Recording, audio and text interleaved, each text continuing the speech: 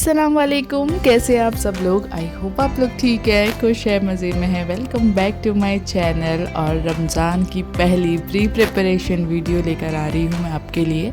ये तो बेसिक्स ही है, और भी बहुत सारी प्री प्रिपरेशन है जो कि मैं करती हूँ, तो आपके साथ धीरे धीरे मैं शेयर करूँगी। ये सबसे पहला स्टेप है, ये तो हर मंथ मैं करती हूँ।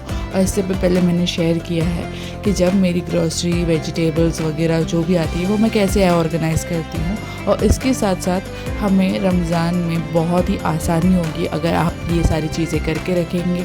ढेर सारी वीडियोस ऑलरेडी यूट्यूब पे है कि आप लोग उसको देख के सीख सकते हैं। अगर इसमें से 1% भी अगर मेरी हेल्प हो जाएगी तो ये मेरे लिए बहुत है, इसलिए मैं आपसे मेरा तरीका शेयर कर रही हूँ।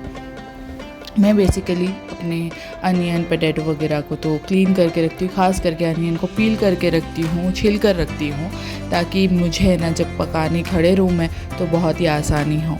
और टमाटर जब सस्ते हो जाए, बहुत सारे आ जाए, तो यहाँ पे तो हस्बैंड ने 1.5 किलो टमाटर लेकर आए थे। आधे की मैं प्यूरी बना के क्यूब बना के रख दूँगी, आइस क्यूब, और बाकी को स्लाइस करके रख दूँगी।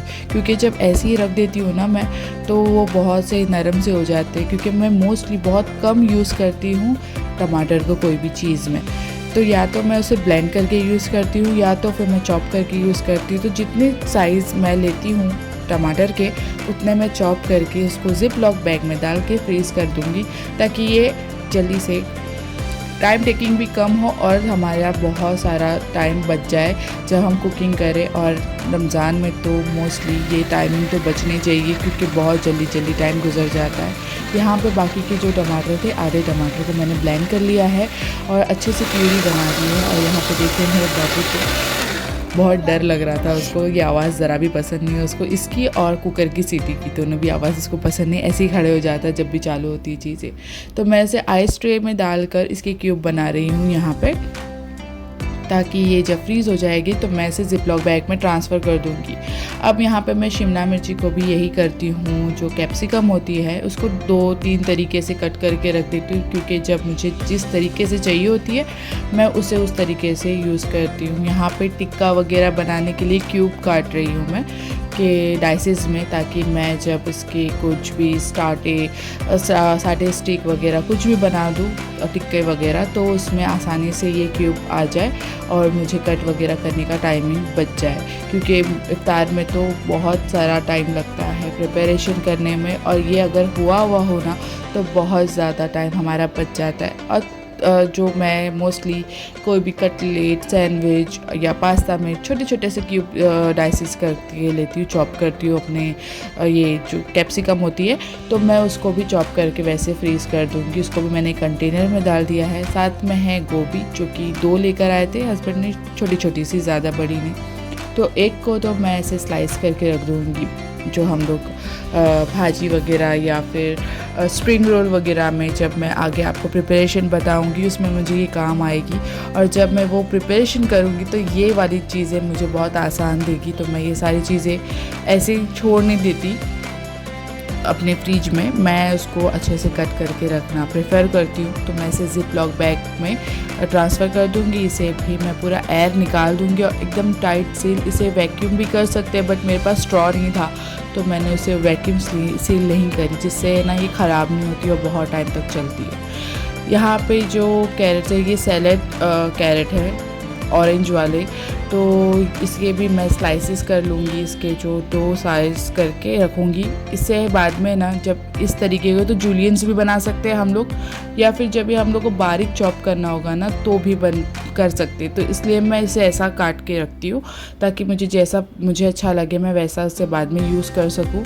इसे भी मैं ज़िप लॉक बैग में डाल के रख दूँगी। और ये चाइनीज़ वगैरह के आइटम जब हम इफ्तार में बनाएंगे तो इससे बहुत हेल्प हो जाएगी, क्योंकि ये कटाया रखा हुआ है, बस फ्रीज़र से निकालो, चॉपर में डाल दो, या तो खुद उसे थोड़ा सा स्लाइस कर लो, हो गया काम ख़त्म।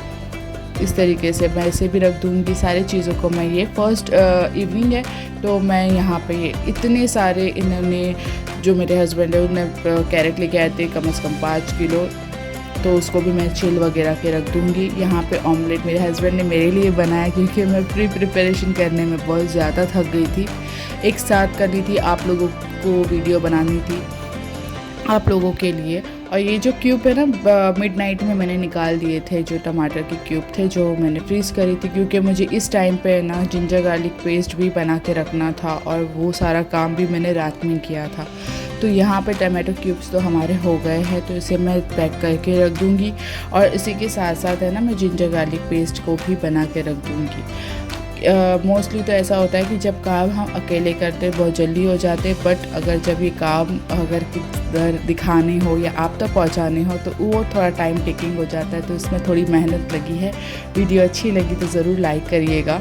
और यहाँ पे मैंने जिंजर गार्लिक पेस्ट जो बेसिकली हम लोग बनाते हैं, जिंजर और गार्लिक पानी डाल के मैंने पीस लिया था और उसे क्यूब आइस ट्रे में डाल दिया है। इसके क्यूब बनने के लिए रात भर रख दूँगी, क्योंकि ये थोड़ा क्यूब बनने में टाइम लगाता है, तो इसको ओवरनाइट रखना होता है। तो मैं इसे रख दूँगी और जो बचा हुआ होगा उस जार में डाल दूँगी। और थोड़ा सा गिर वगैरह गया तो उसकी सफाई कर लूँगी, वरना उसकी स्मेल बहुत ज़्यादा आती है, जो कि मुझे अच्छी नहीं लगती। तो यहाँ पे हमारे नेक्स्ट मॉर्निंग है और क्यूब रेडी हो गए, तो इसे भी मैं जिप लॉक बैग में रख दूँगी और ऐसे ही करते करते बाकी की सारी तैयारियाँ भी कर लूँगी, ताकि मुझे जब आगे भी बहुत सारी चटनी सॉस वगैरह मुझे बनानी है तो वो भी इसके बाद वाली। ये तो पहली वीडियो है जो बेसिक सी वीडियो है जो हम लोग करके मोस्टली रखते भी होंगे बहुत लोग ऐसे ही नॉर्मल डेज़ में भी। मैं ये नॉर्मल डेज़ में भी करके रखती हूँ, बट ये रमज़ान में ख़ास तर हम लोग को हेल्प करती है, क्योंकि जब इफ्तार बाद खाना बनाना होता है ना तो बहुत बेजारी आती है, क्योंकि थके हुए होते दिन भर, कुव्वत ख़त्म हो जाती है, फिर नमाज होती है, कुरान होता है और फिर बहुत सारे काम भी होते हैं और इफ्तार बनाने के बाद ऑलरेडी हम थक जाते हैं। तो ये सारे काम करके रखेंगे ना तो बहुत आसानी होती है। ये जो है ना मैंने जो अनियन आपको दिखाए थे जो हस्बैंड लेके आए थे, वो तो मैंने पील करके रख दिए। ये जो फ्रिज में उससे पहले वाले जो थे ना उसको मैंने स्लाइस करके ले लिया है, उसका मैं बना के रख दूँगी पिस्ता। तो मैंने इसे एकदम इवनली स्लाइस कर लिया है और उसे वॉश कर लूँगी ताकि छोटे छोटे से हो जाए और बहुत ही अच्छा लच्छेदार हमारा बिरिस्ता बन के रेडी हो और ज़्यादा टाइम भी ना लगे। इसलिए अच्छे से इसे वॉश कर लूँगी ताकि मेरी आँख भी ना जले, क्योंकि इससे मैं बहुत ज़्यादा मैं रो रही थी जब मैं इसे धो रही थी ना। तब जब तक उसका पानी ड्रेन होता है तब तक ये जो एक और हमारे पास कैबेज थी उसे मैं चॉप करके रखूँगी, जो कि हमें मंचूरियन बनाते हैं ना, चाइनीज़ पकोड़े जिसे कहते हैं, उसमें यूज़ हो जाएगा। या फिर मैं कभी पेटीज़ वगैरह बनाऊँगी या कुछ दूसरी चीज़ चाइनीज़ की आइटम, तो उसमें ये चॉप वाली भी यूज़ होती है। तो ये भी करना बहुत बोरिंग सा हो जाता है मेरे लिए एंड टाइम पे ये सारे काम, तो मैं ये सब करके रखती हूँ ताकि ये टाइम मेरा बच जाए। तो इसे भी मैं जिप लॉक बैग में डाल के रख दूँगी और आपको भी बहुत बेनिफिट होगा जब आप ये करके रखेंगे ना फ्रीज़र में। और आपको जब काम चाहिए होगा तो ये सारी चीज़ें कटी कटाई रखी होगी, तो बस फ्यू मिनट्स में आप अपनी इफ्तारी या कोई भी काम जल्दी कर सकते हैं। यहाँ पे मेरा तेल गरम कर दिया था मैंने और मैं अभी यहाँ पे अपने जो बिरिस्ता है वो रेडी कर रही हूँ, ताकि ये भी जैसा बिरयानी कभी दिल होता है, कभी पुलाव दिल होता है खाने का या फिर ग्रेवी, तो उसके लिए सबसे ज़्यादा टाइम लेता है हमारा कांदा, जो कि बिरिस्ता बन के अगर रेडी रहे ना तो बहुत सारी चीज़ों में आसानी से काम आ जाता है। मैं आगे आपको बताऊंगी कि और भी मेरे पास बहुत से आइडियाज़ हैं जो मैं आपसे शेयर करूंगी कि इस बिरिस्ते का मैं करूंगी क्या, क्योंकि रमज़ान में तो ये सारी चीज़ों में, ईद वगैरह में काम आती है, बट रमज़ान में भी इसे हम यूज़ कर सकते हैं, मैं आपको आगे बताऊंगी।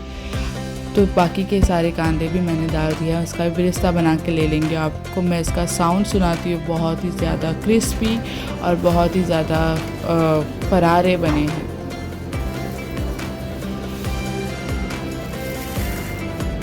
देखिए बहुत ही ज़्यादा क्रिस्पी बने हैं। इसे भी डाल देंगे जिप लॉक बैग में और उसे भी फ्रीज़ कर देंगे। और फ्रीज़र का बेनिफिट इस बार सबसे ज़्यादा जो फ्रीज़र भरता है ना रमज़ान में होता है। अभी तक तो मैंने कोई चीज़ें बना के रखी भी नहीं है, बहुत सारे स्टेप है और आपको धीरे धीरे बताऊंगी।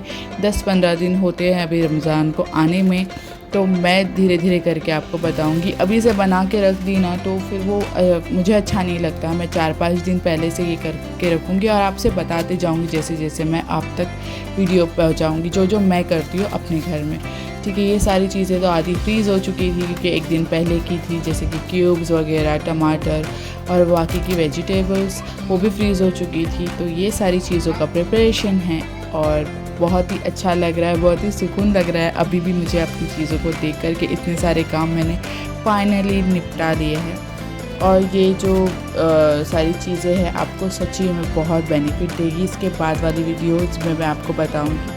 ये सेकंड डे था जब मैं गाजर का हलवा बना रही थी, और आपको जो गाजर दिखाए थे ना, वो कद्दूकस करके मेरे हस्बैंड ने मेरे भाई ने करके मुझे दिए थे, क्योंकि वो 5 किलो थे। थोड़ा मेरे भाई से मैंने करवा लिया था और फिर मैंने रात में हस्बैंड से करवा लिया था। ओवर हो गया था तो आधा मैंने फ्रीज़ कर लिया था कि बीच में फिर कभी दिल हो तो मैं बना कर खिलाऊँ उनको। तो ये सारी चीज़ें जो है मैं रख दूँगी फ्रिज में।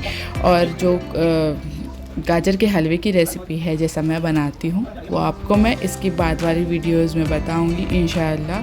तो आप ज़रूर मेरी वीडियोस को लाइक करिए, मेरे चैनल को सब्सक्राइब कीजिए अगर नए हैं तो, और प्लीज़ सपोर्ट कीजिए।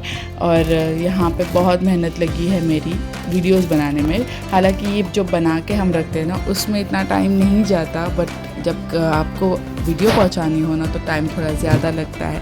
तो आप लोगों को वीडियो अच्छी लगी तो ज़रूर सब्सक्राइब कीजिए, मुझे कमेंट करके बताइए, और आपके भी रिव्यूज़ मुझसे शेयर करिए। तब तक के लिए अल्लाह हाफिज़। नेक्स्ट व्लॉग में मिलती हूँ। Take care.